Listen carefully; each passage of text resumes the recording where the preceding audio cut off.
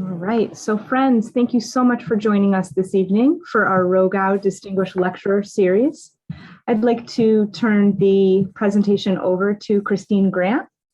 Chris is our Executive Director of Diversity and Community Engagement here at University of Hartford. Chris?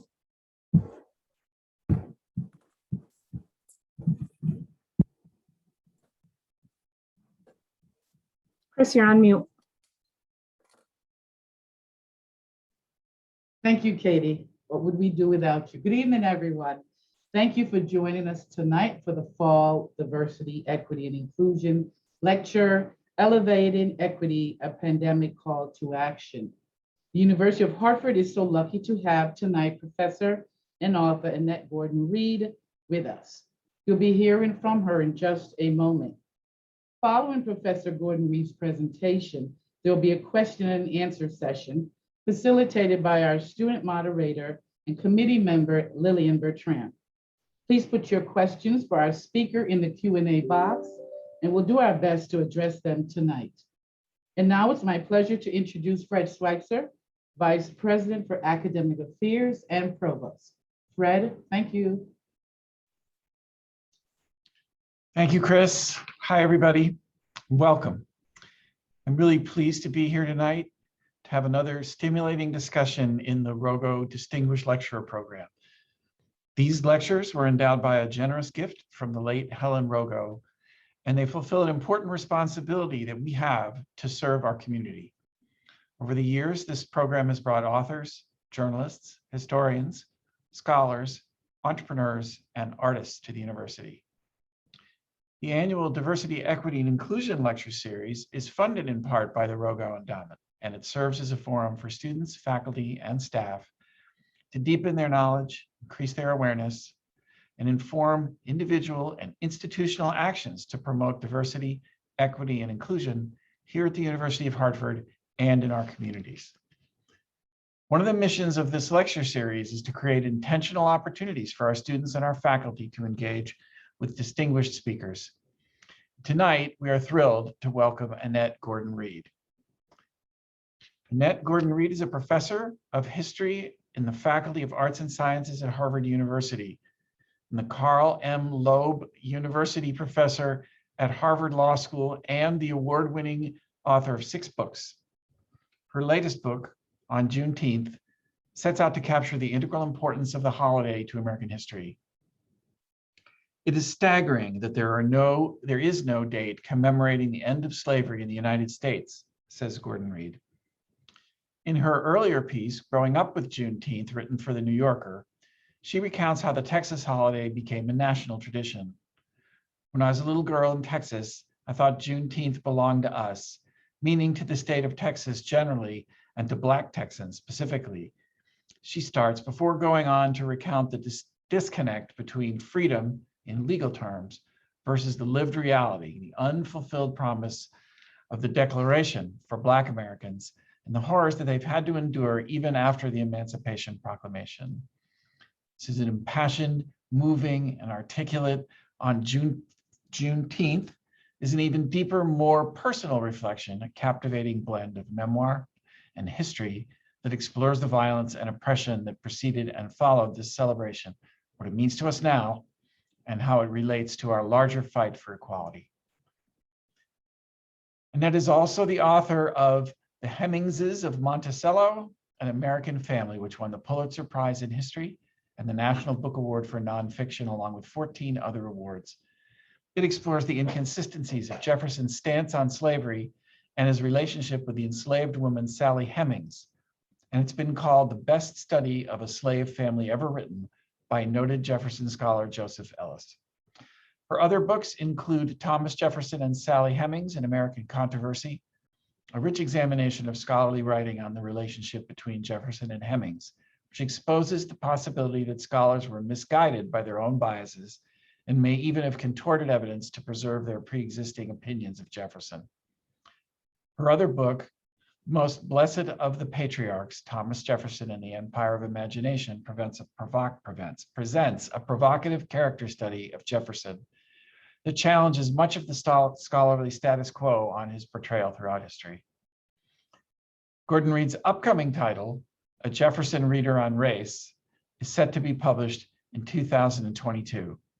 Her honors include the National Humanities Medal, awarded by President Barack Obama, a Guggenheim Fellowship, a MacArthur Fellowship. Gordon Reed was also elected a Fellow of the American Academy of Arts and Sciences and is a member of the Academy's Commission on the Humanities and Social Sciences. In 2019, she was a member of the American Philosophical Society.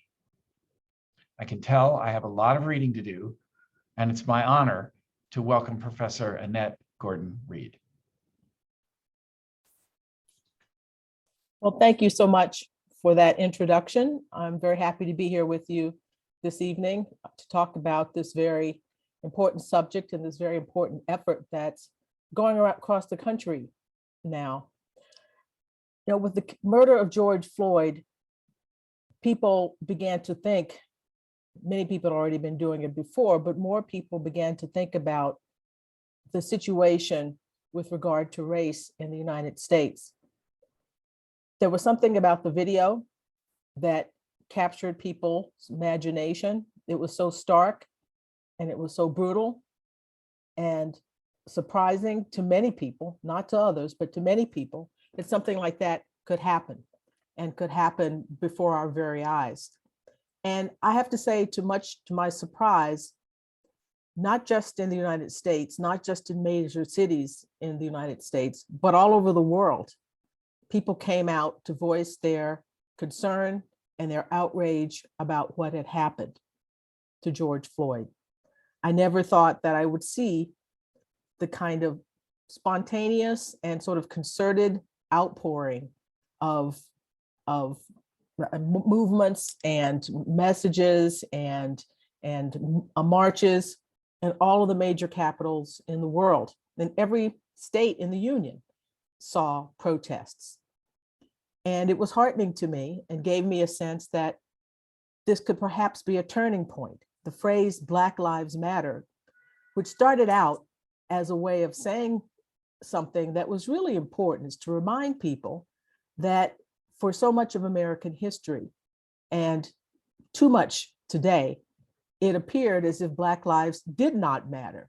The people who use that phrase to suggest that it is chauvinistic, that it is suggesting that white lives don't matter or the lives of other people don't matter, I think we're willfully missing the point. It was not clear that Black lives matter, and that's why George Floyd was murdered. That's why all of the other people whose names that we can recite had been killed by police actions. And we think about off into history, about lynching, all of those kinds of things. The message that had been sent from these kinds of actions is that Black lives did not matter. And so Black Lives Matter was an affirmation of something that seemed to be unnoticed by many in the country. And that phrase had become, there was pushback against that. And so I was very heartened to see with all of the protests around the world, that phrase come back into general usage and for people to get back to what it actually meant, to sort of claim a space in this country and in the world as people of African descent, that our lives matter the way other lives matter, the way lives matter in general. There was this groundswell, as I said, of interest and protest. And I think people ask me very often, you know, why did this happen? What was it about this particular thing? We'd seen videos before, but this happened also in the middle of a pandemic. You know, when people were thinking about, on the heels of thinking about something that's so stark and the way that we actually are connected to one another. That the pandemic comes after this and we are thinking about our relationships and our connections to one another. And people wanted to try to reaffirm that in any way that they actually could. We've seen something of a backlash against that, unfortunately, that people did not want to take the words, as I suggested, that they actually have always meant, to reaffirm Black humanity and to say that changes had to come in order to bring us into full citizenship. And there was a reason we are not there. One of the things that also became apparent and was sort of helped my project along when I was writing about Juneteenth and when the book came out was we understood that what happened to George Floyd, all of the other kinds of complaints that Blacks have about second-class citizenship are legacies of the institution of slavery, which is my specialty, the thing that I study in my professional life and write about. Because it's interesting to me. I think it's something that I have a calling to do, but also because I'm interested in our present situation. And we know that things that happened in the past have an important influence on where we are today. And slavery, being racially based, one of the few systems, well, the only real system that we could think of that in such a large measure was racially based. Slavery in other times and other places was based upon war. People who were captured in war could become enslaved. This was a system that designated a continent, an entire continent, as the source of chattel slavery, to move people from one part of the world to another part of the world, across oceans, to institute a system of plantation slavery that existed on the American continent from 1619 to 1865. You can't have a system like that, a system that was a part of law, that was a part of culture, people's everyday lives, without becoming deeply embedded in the psyche of many people. And so when slavery ends in 1865, we know that that was not the end of the story. Jim Crow followed after the failure of Reconstruction, when there was an attempt, an amazing attempt in some ways, to bring Black people into citizenship. That effort failed. The North moved out of the South, moved the troops out of the South, and Black people, who over 90% of whom lived in the South, were left to the devices, basically, of the people who had enslaved them before. And we know what happened there. Jim Crow, voter suppression, lynching. It got to be so bad that it spurred the Great Migration, people leaving the South and coming north to look for a better life. And in the process of doing this, and as this is going on, starting a movement to change things, the modern civil rights movement that has been called the Second American Revolution. It really began at the turn of the century with the Niagara movement, which became the NAACP, which then plotted a strategy for ending Jim Crow in the South and also around the country, because it wasn't only in the South that racial segregation was put forth.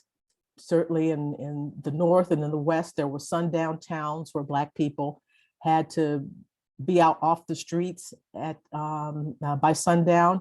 There were restrictive covenants that prevented racially restricted covenants that prevented Black people from buying homes in certain neighborhoods, not just in the South, but all over the country. So this movement to change these things took place in the 20th century, and when America was prosperous and feeling that they could do anything, and was also in the middle of a Cold War with the Soviet Union and wanting to prove that our way of life was better than theirs.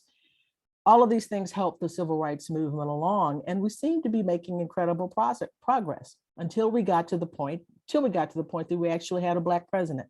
And many people thought that that was the end, that was the proof that everything was better.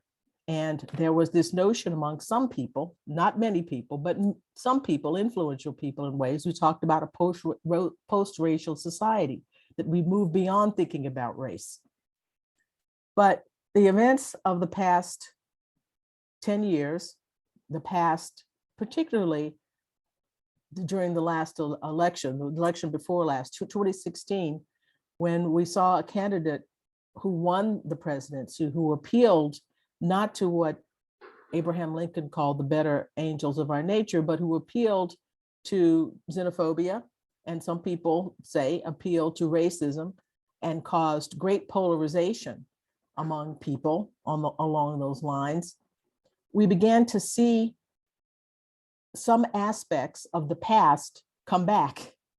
And we've been having this discussion about race in a climate where there's great political polarization. and people are lining up on either side of this question. So when George Floyd happened, and as I said, when I saw the outpouring of support for his family and outrage about the condition that Black people find themselves in this country, I thought that that was going to be pushback against all of this, and the battle, to so to speak, was joined. Now, I realize that it's much more serious than I thought it was going to be, that this was perhaps just a one-off with some of the things that were taking place during the prior administration. But it turns out that many of our fellow citizens don't really believe that Black Americans are citizens in the same way that others are citizens. And that, that shows itself in a lot of the rhetoric of white nationalists, of some of the people who could seem to be, if not sympathetic to them, not alarmed about white nationalism. And so we understand that there is a reckoning on race that has to be carried forward. So we talk about elevating equity. What exactly does that mean? And how are we going to achieve it? Despite, and I think because of, I should say, what has happened over the past few years, a number of organizations like the University of Hartford, my own school at Harvard, Dartmouth, other schools with which I'm familiar with, and other organizations have been encouraging people to talk, across political lines, across racial lines, to try to understand the perspectives of one another, but at the same time, be firm in this commitment to this notion of equity, of equal treatment. One of the things that I found enormously interesting when I was working on my book on Juneteenth, and you may know that Juneteenth commemorates the day that General Gordon Granger went to Texas to announce the end of slavery, and actually to take over Texas for the Union Army to take over Texas. He issued General Order Number 3, and some of the language, in addition to saying that slavery was over, one thing he said was that the former enslaved people would now live in a state of absolute equality with their former enslavers, which he didn't have to say, but he said it. And from reading about Granger and reading his biography and understanding what kind of person he was saying it to make a statement about a basic value in American life, and a basic value that is stated in the document that has come to be considered America's creed, the American Declaration of Independence. We hold these truths to be self-evident, that all men are created equal. Equality, this notion of equality, is supposed to be a bedrock American value. Now, it hasn't always come to fruition, and it has been a struggle. That's what the modern civil rights movement was about. That's what the abolitionist movement was about, getting rid of slavery to create the conditions so that this notion, a notion of equality, could be fulfilled. And at least that's what Black abolitionists wanted. I mean, we understand that there were some white abolitionists who were against slavery, but were not so keen on the notion of social equality and complete equality. But Frederick Douglass, William Lloyd Garrison, and other abolitionists were for equality. Then the civil rights movement comes forward and tries to bring this value even further with the notion of doing away with Jim Crow, integrating schools, public accommodation, that American citizenship was one thing, and people of all races who were born in this country, who were citizens of this country, citizens of the country, deserve first-class citizenship. So equality was a part of that as well, a part of the value that was promoted during the 20th century as well. Now, equity and equality are related to one another, and equity depends on what particular thing you're talking about, what organization, what situation we're talking about, but we're mainly trying to realize the idea that people are equal and that equality is our bedrock value. And how we do that is is a difficult question, particularly in an era when there is a backlash. One of the things that we see, in addition to some of the political moves about voter suppression, and trying to gerrymandering, trying to maintain the leadership of a minority over a majority, the other thing that we see is attempts to change and interfere with the effort to bring equity or to think about equality in the context of educational institutions. My home state has, unfortunately, home state of Texas, been a leader, if I don't know if you want to call it that, has been in the forefront of this movement with legislation that tries to tamp down on discussions about the past. And you wonder, why would someone, how could you think that you could have a history, for example, of Texas? And when we were in school, and I guess it's the same way now, you take history in Texas and the Texas history in the 4th grade and the 7th grade. How can you have a real discussion about the history of that state without talking about the fact that the Republic of Texas explicitly protected slavery? The language of it says that. There's language that talks about the fact that African-American people cannot immigrate to the Republic of Texas, could not immigrate to the Republic of Texas, could not become citizens of the Republic of Texas. That is a fact. Those things are in the document. So how are you going to teach about the history of the Republic without mentioning its Constitution and the provisions of its Constitution?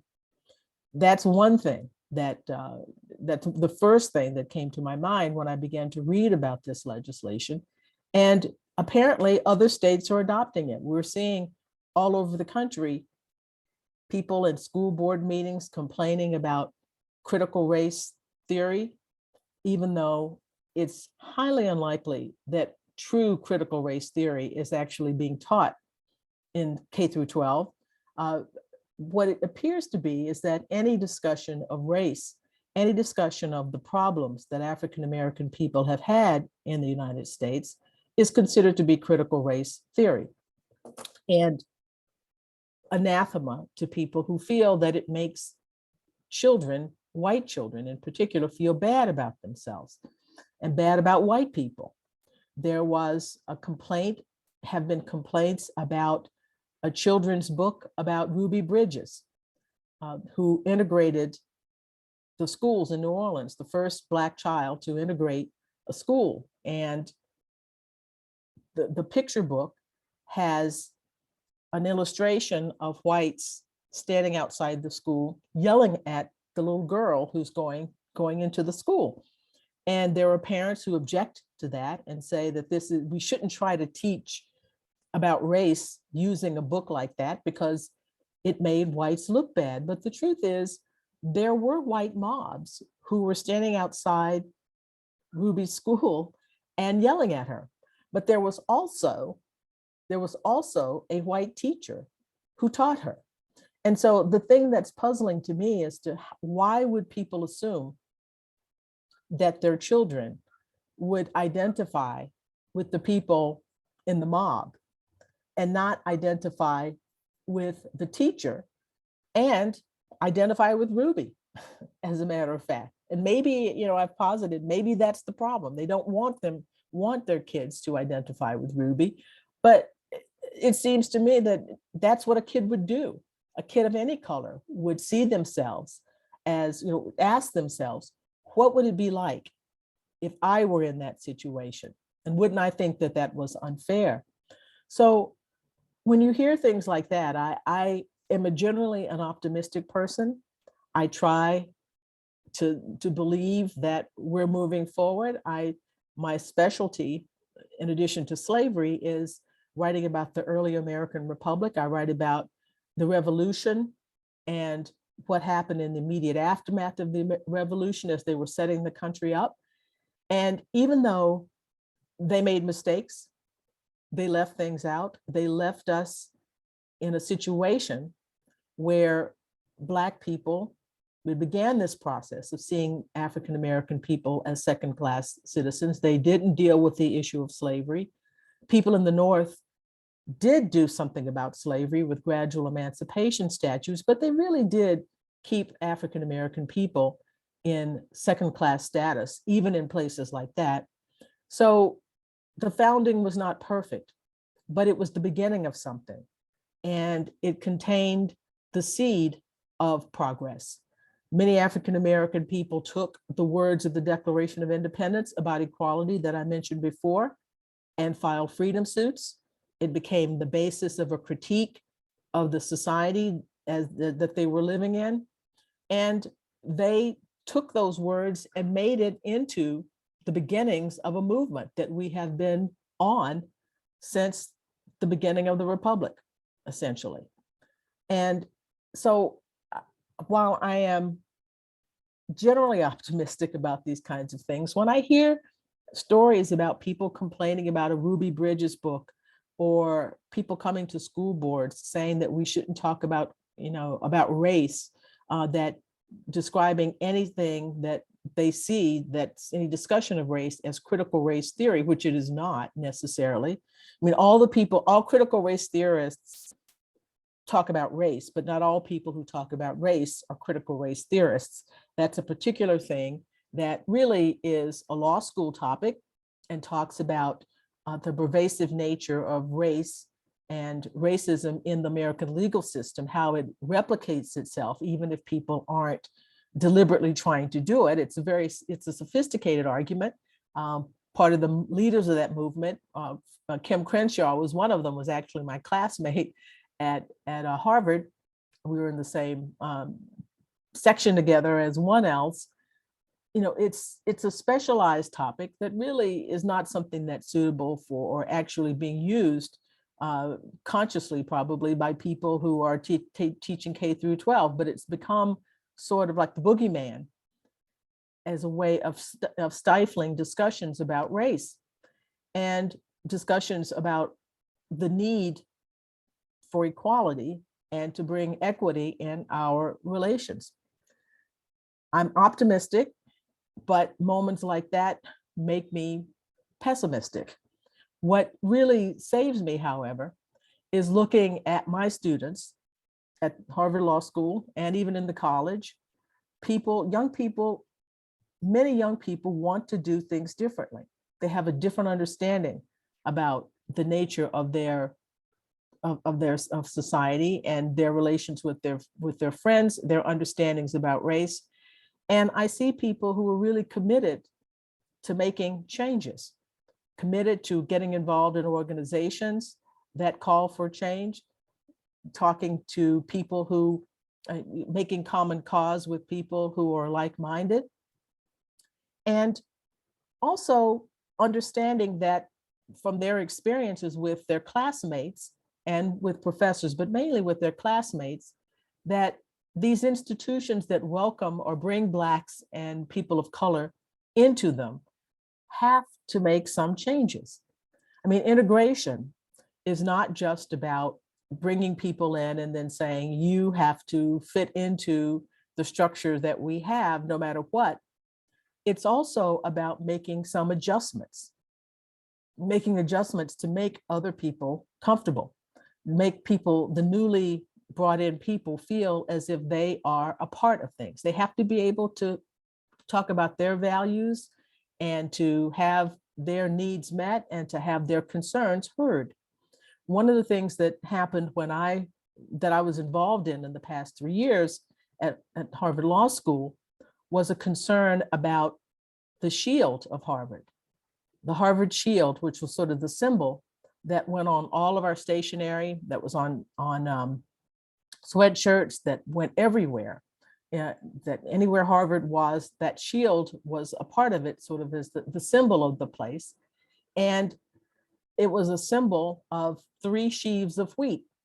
Now, my husband and I went to Harvard Law School, and we always wondered, what is that about? What are those 3 sheaves about? Is it wheat? Does it symbolize, knowledge? What is it? And no one had an idea. Well, a historian working on the history of Harvard Law School determined that the sheaves of wheat were the crest of the royal family, Royall, Isaac Royal's families. And the difficulty with that is that the royal family, before they came to Massachusetts, were enslavers in Antigua. And in fact, some members of the family had participated in violently putting down a slave revolt, killing people, heads on pikes, that kind of thing. And when they left Antigua, they sold slaves. And one of the things they did with some of the money was to institute the first professorship of law at Harvard in 1817. So we credit them with founding, in some ways, the law school. Many students, upon hearing this, said, we don't feel comfortable with this. We are here now, not just Black students, but it was mainly Black students who protested the use of that particular shield and said, one of the things about, for them, equity was being in a place that, one part of equity was being in a place that didn't have as its primary symbol a shield that meant something, or the shield of a family that enslaved people. And so they wanted to get rid of the shield, and a commission was appointed, a committee was appointed, and I was on the committee. I have to confess that I voted against doing away with the shield. I wanted to take the shield and make it educational, that, I sort of envisioned reconsecrating it, because nobody knows what the sheaves of wheat meant. It could mean anything, but I wanted them to say, I wanted it there as a reminder of the fact that Harvard Law School had its origins in the institution of slavery. I did not win on that point, and I gave my reasons for it in a dissent to this. And the shield was taken away, and the students were happy, and I, was fine with that decision. Recently, I was asked to be the chair of a committee that found a new shield, and we have a new shield that I'm perfectly happy with. But to have that discussion was wonderful, because we had focus groups, students sat and gave their viewpoints about all of this. And I think in the end, it made students feel that they were heard, that the community was paying attention to their values. And it wasn't just a matter of saying, come into this place, but you have to fit in with us, and we're not going to make any kind of accommodations for you. I wanted to make a particular kind of accommodation because I'm a historian, and my goal, my preference always is for people to talk about history, but I have to understand that not everybody wants to do that. And it was important to the students to feel that this was their place, and they had some say in how the place was decorated, what went up, the kinds of imagery.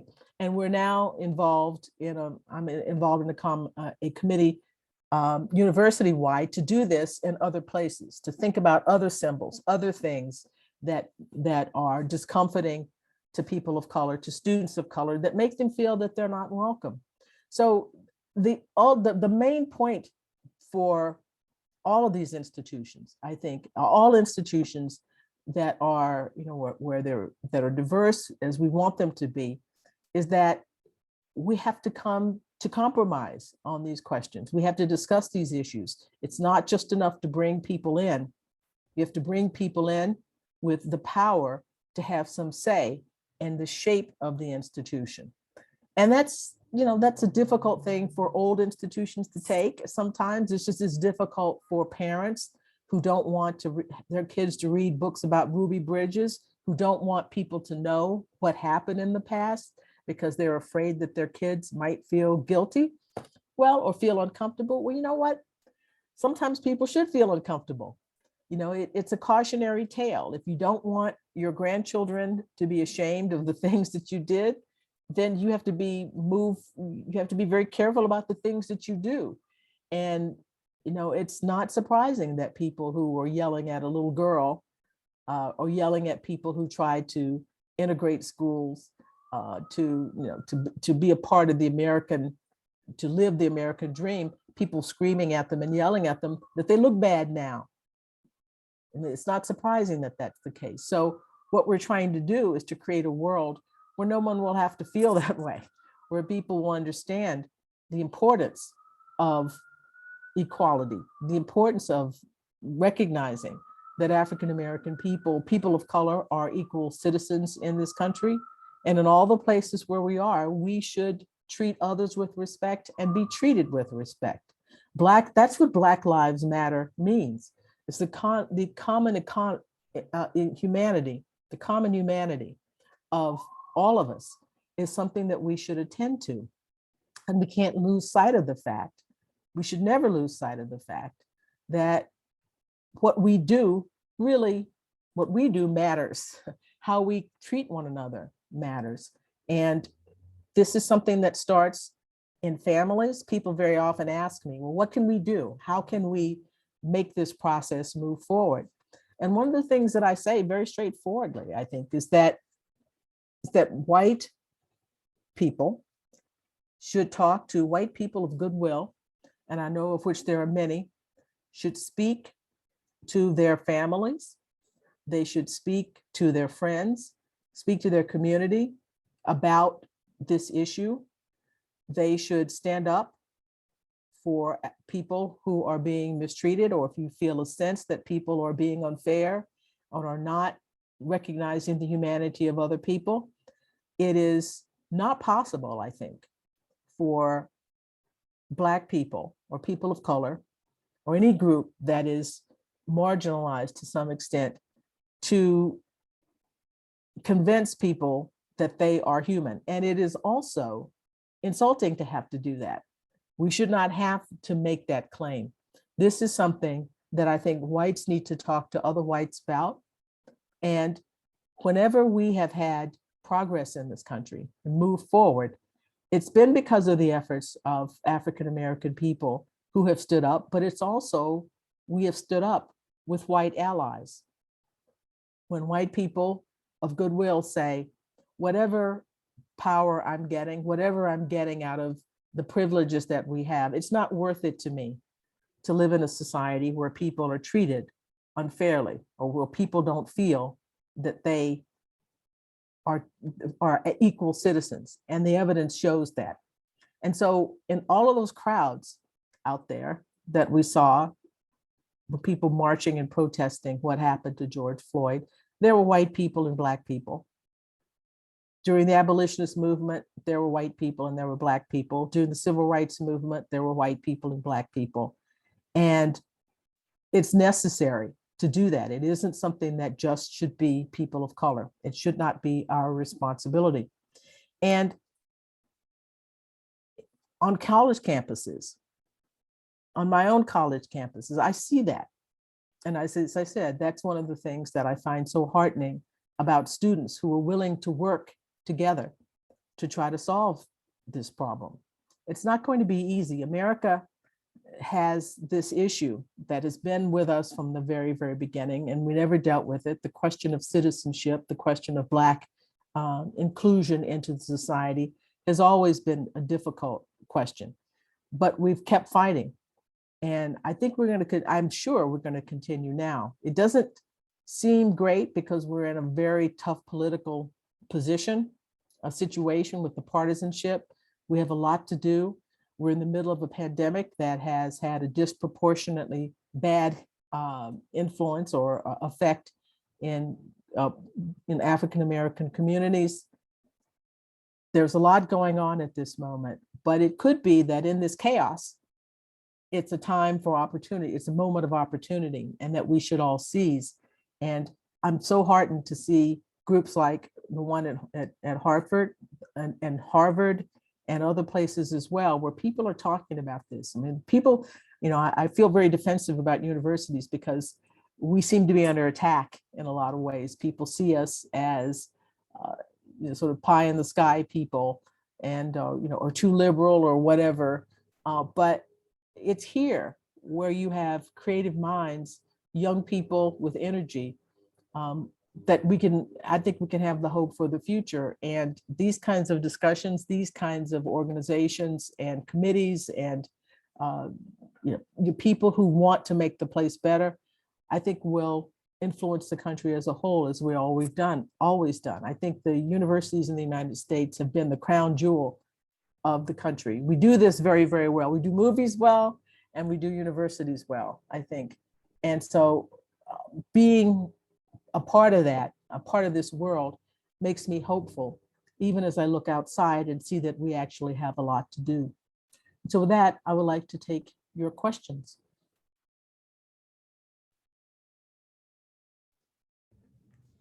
All right, thank you. Thank you, Professor Gordon Reed, for an enlightening and informative presentation. Thank you very much. Now, I would like to hear from all of you. Place your questions for Professor Reed in the Q&A box, and our student, Lillian Bertram, will read them out for you. Lillian, the floor is all yours. Thank you, Chris. So for the first question, it's what would you consider to be the most important actions faculty could take to promote DEI in higher education? Well, one thing we could do, and I know that many schools are trying this, is to recruit people, Black faculty, more Black faculty, to find ways to retain Black faculty.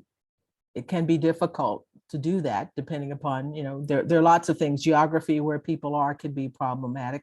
But I think further diversifying the faculty would be a good thing. And that requires encouraging Black students to go into academia, to become professors.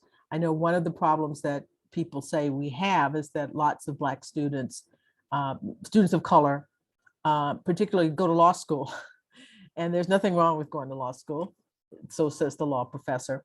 But I think diversifying the faculty and the administration are key things that can be done. And not just bringing people there, but as I was saying in the talk, to try to make the conditions such that people feel comfortable. Black people don't have to be on every committee. That's one thing that takes up a lot of time for African-American faculty. Cultural activities, depending upon where you are, if you're not in a city that provides that kind of outlet for Black faculty. I just think diversifying the faculty is a real strong priority. For the second question, you note the important role played by institutions of higher education in providing opportunities to explore and have open discussions of issues of equity and justice. Yet these same institutions are coming under attack for serving this role, and as a nation, we are also experiencing an increase in anti-intellectualism.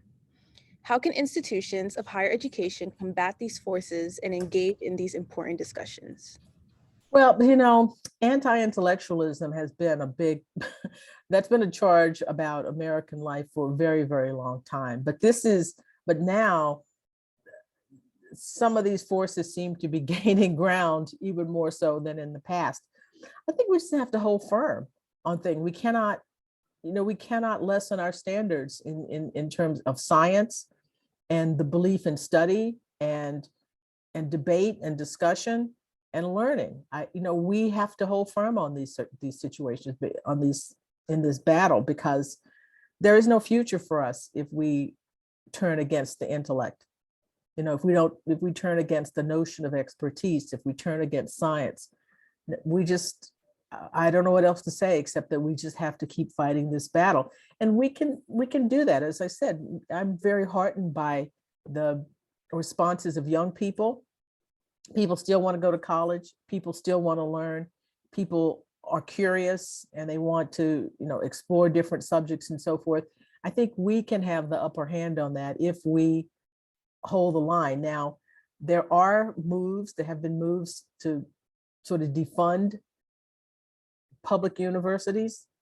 And I think that this also has to enter the political arena as well. People have to understand what's at stake. The United States has a wonderful system of universities and had a wonderful system of public universities as well. I think we have to be much more vocal in making members of the public understand how that contributed to American prosperity, and why it's necessary for us to maintain education as a public good. It's going to be a tough battle because right now, there are people who don't understand this, but I think we have to keep on within our institutions fighting this battle, but I think we have to be more vocal and more political and making it known to people outside the importance of universities, that we can't, we just can't give over to backwardness. We just can't do that. For a new faculty at predominantly white institution, what is the best way to say no? I cannot be at every meeting and on every committee without placing tenure in jeopardy. Oh boy, I just referred to that, and I am not great at saying no myself, because you're torn, because if there are issues that involve people of African descent, I want to be there. I want there to be representation. I want us to have a voice. But you're right, but I have tenure. But if you don't have tenure, oh God, I mean, just to remind people, that you got to do stuff. What you have to do, and I'm trying to think of what it is that I did before I had tenure, is you got to produce the work. And I think I'm optimistic enough that if you produce work and if you publish and people see you doing that, I think the no's will be easier, will be taken, from the administration, as long as you're doing your complement of service in the institution, a normal complement of that. I mean, students might be disappointed, but you just have to explain to them that if you don't get the writing done, if you don't get the work done, you're not going to get tenure. And that's it. I think that production, scholarly production, is the best. It's not an easy answer, but it's, I think, the best answer to how you can feel free to say no. If you can point to things that you're doing that are taking up your time and that you're attending to, because those are the things that help the university as well, help the school as well. But I know I'm giving this answer, but I know this is a really, really tough one. I haven't figured it all. I'm on so many committees. And, every year I keep saying, I'm not going to do this, or there are other Black people in this university. I'm not going to do this, but I tend to do it. But for untenured people, I think that just keep in mind the work is key. You have to do that first. The writing you have to do that first. And that might be a way to say no and not feel guilty about it or feel frightened by it. Recently, I have seen debates on social media regarding segregation. I noticed many Black people felt that desegregation was a mistake. Where do you believe the fight against racism would be today if we remained segregated? Well, it's easy to romanticize segregation. Black businesses, there were Black businesses and Black schools and things of that nature. But we could have that anyway, even without legalized segregation. It's not necessary. You don't have to have legalized segregation to have Black businesses and so forth. But and certainly the schools are still segregated in lots of ways. To answer the question, I don't think we'd be as far along. We would not be as far along. The quality of the education, the quality of the opportunities, I should say, were less than, because it's like a cascading effect. If you have, segregated schools, segregated public accommodations, I mean, it tells people, it's in a message about Black second-class status. And I think psychologically, that was not good for white people. And, I think that we would not be as far along as we are. We still have a long way to go, but I think it would have been much, we would be operating in a smaller sphere And we've been able to, Black people have been able to do lots of different things to become, to advance in science, to advance in business, to do all kinds of things that they would not have been able to do just with that. There were some things that were lost, but that's the way everything is. When you gain something, sometimes you lose. But what we gain, I think, is more than what we lost. And as I said, if you want Black businesses, you want those kinds of things, we can still have them without the law saying, you have to stay here. What is the best way to deal with the microaggressions and constant questions concerning why you are in faculty spaces? Obviously, it's because you are faculty, but it begins to feel like weathering and a physiological response is triggered. Mhm. Wow, that's again, another tough one. Meditation, self-care, mindfulness, state of Zen, whatever. I think, you can't be angry all the time because that takes a toll on you. Sometimes with the microaggressions, you have to confront them. You have to, let people know that this is not acceptable. And sometimes you have to laugh at it and let it go, depending on what it is. I mean, because there are just so many, you can't react to everything. But it's definitely a tough question because, if you get angry, and well, you will get angry about them, but if you let it get the best of you, then that's bad for your health. That's bad for you psychically. But if you don't say anything, but on the other hand, if you don't say anything, you feel bad there too.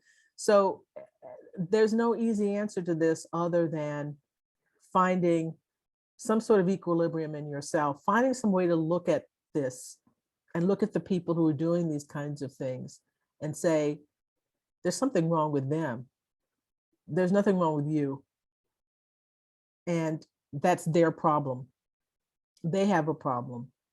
You just have to go about your business the best that you can. I mean, not to say accept bad treatment when there's a threshold, and I can't, I have to know what the thing is. There are thresholds that can't be crossed, and you have to say, look, this is not acceptable.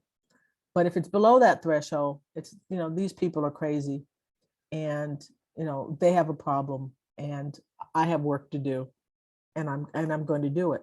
I'm not going to let them ruin my capacity to function and to do the kinds of things I need to do. In hindsight, what piece of advice would you give to your younger self? Oh, wow.